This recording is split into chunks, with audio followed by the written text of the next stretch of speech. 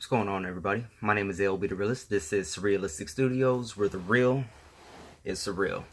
Thank you for joining me this morning. I appreciate it. I'm hoping everybody's doing well. If not, I'm hoping you do better.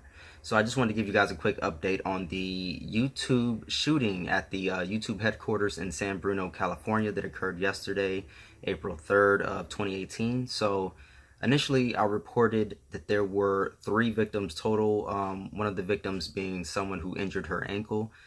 The correct number is 4. There are 4 victims total, including the woman who injured her ankle. There are 2 other women, one who is in serious condition, the other who was in fair condition, and one man who I reported was hit in the stomach abdomen area. He is actually in critical condition right now. So 4 victims total. And the shooter, they released her name. Her name is Nasim Agdaman, Nasim Agdam, rather.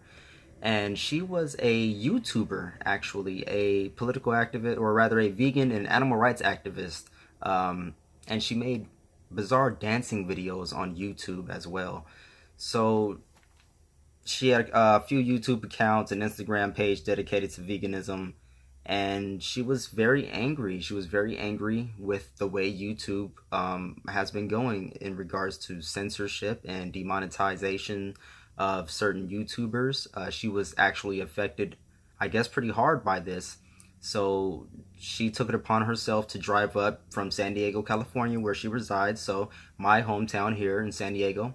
She drove up to San Bruno, California, where the YouTube headquarters is, and she injured 4 people during this occurrence. So apparently her family, her brother and her father, had noticed that she had not been answering her phone calls. So they had reported her missing. So sometime before the incident occurred, police, Mountain View police in Mountain View, California, found her sleeping in her car, and they reported her license plate to dispatch. Dispatch said that she was a missing person. They alerted the family. Apparently, this is where it gets interesting. Now, the brother told CNN apparently that he thought that she might carry out something like this because of the whole YouTube demonetization thing. But when authorities contacted the family after they had approached her in Mountain View, California, the brother nor the father, apparently, none of them made notice that they alerted authorities of a possible incident. So that's interesting. If the brother had told CNN that he thought that she might do something, apparently information is getting twisted, because that information was never relayed to authorities at the time when she was found in Mountain View just before the incident occurred. Another interesting little factoid was that she actually visited a gun range right before the incident. Now, for those of you that don't know, she didn't use a rifle. She didn't use an assault rifle, AR-15, none of that. She used a regular handgun to shoot 3 people. So, it's interesting to see where this conversation is going to go. Apparently, authorities have said there's no evidence to suggest that she obtained this weapon illegally.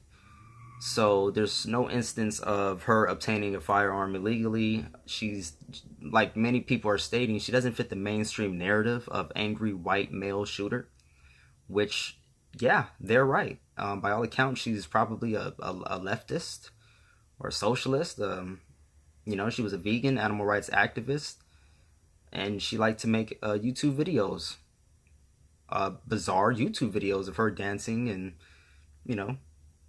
moving weirdly. Hey, that's her, YouTube. It's supposed to be free speech. It's supposed to be a place where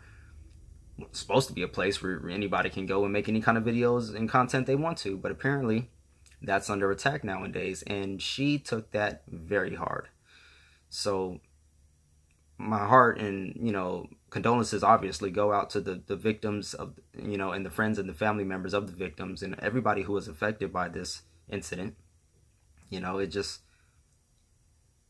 sad that we have to live in a country where that occurs, where people find it necessary to carry out occurrences like this. Now, information is still coming out. You know, the investigation is ongoing. This is just what I know at this time right now. But like I said, it's going to be interesting to see where this conversation goes in regards to gun ownership here in America. Are they going to transition from rifles and assault rifles and AR-15s to handguns now? Because we all know, or maybe you don't, but most gun violence that occurs in America occurs with handguns because they're easily concealed. They're easily concealed, you know? So we'll see where that goes. And also the demonetization and censorship issue when it comes to YouTube.